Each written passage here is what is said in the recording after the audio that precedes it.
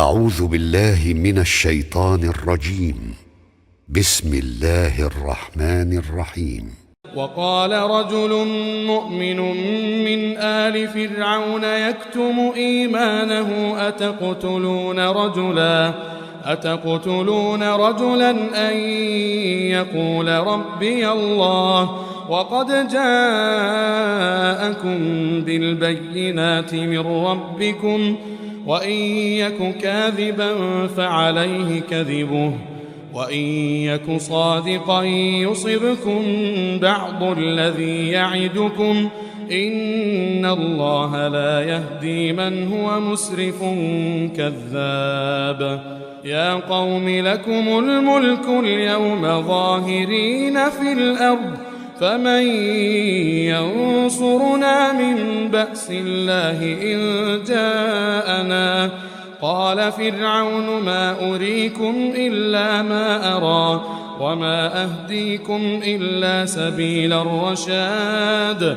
وقال الذي آمن يا قوم إني أخاف عليكم مثل يوم الأحزاب مثل دأب قوم نوح وعاد وثمود والذين من بعدهم وما الله يريد ظلما للعباد. ويا قوم إني أخاف عليكم يوم التناد يوم تولون مدبرين ما لكم من الله من عاصم ومن يضلل الله فما له من هاد. ولقد جاءكم يوسف من قبل بالبينات فما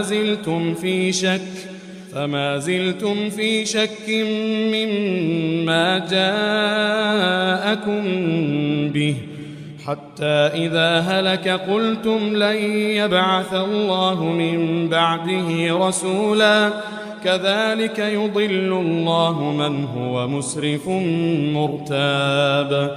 الذين يجادلون في آيات الله بغير سلطان أتاهم كبر مقتا عند الله وعند الذين آمنوا كذلك يطبع الله على كل قلب متكبر جبار.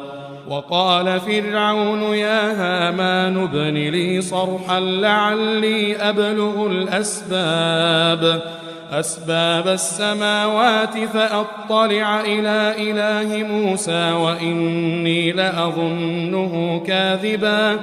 وكذلك زين لفرعون سوء عمله وصد عن السبيل وما كيد فرعون إلا في تباب.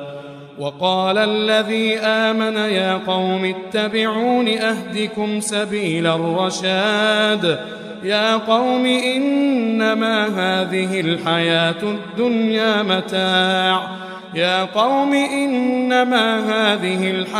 الدنيا متاع وإن الآخرة هي دار القرار.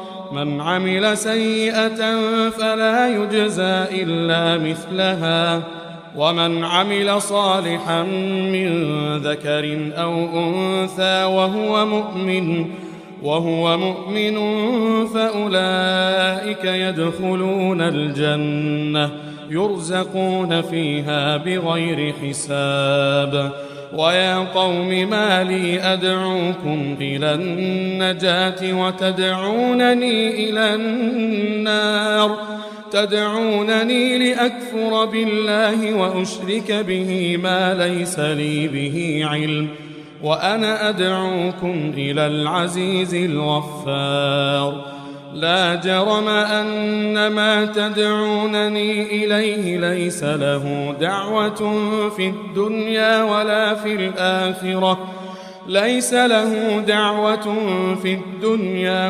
في الآخرة وأن مردنا إلى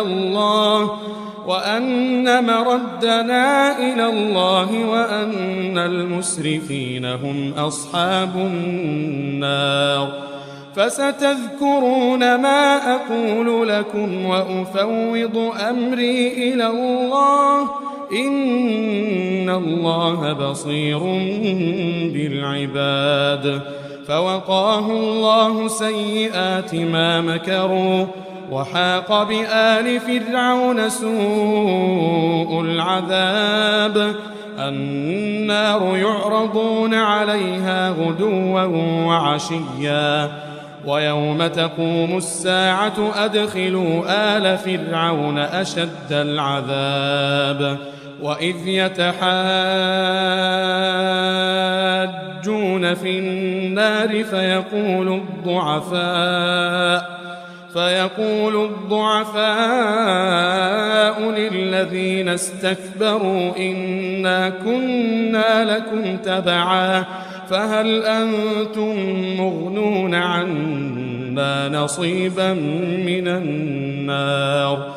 قال الذين استكبروا إنا كل فيها إن الله قد حكم بين العباد. وقال الذين في النار لخزنة جهنم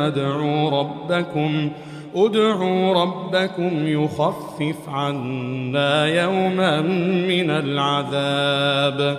قالوا أولم تك تأتيكم رسلكم بالبينات قالوا بلى قالوا فادعوا وما دعاء الكافرين إلا في ضلال.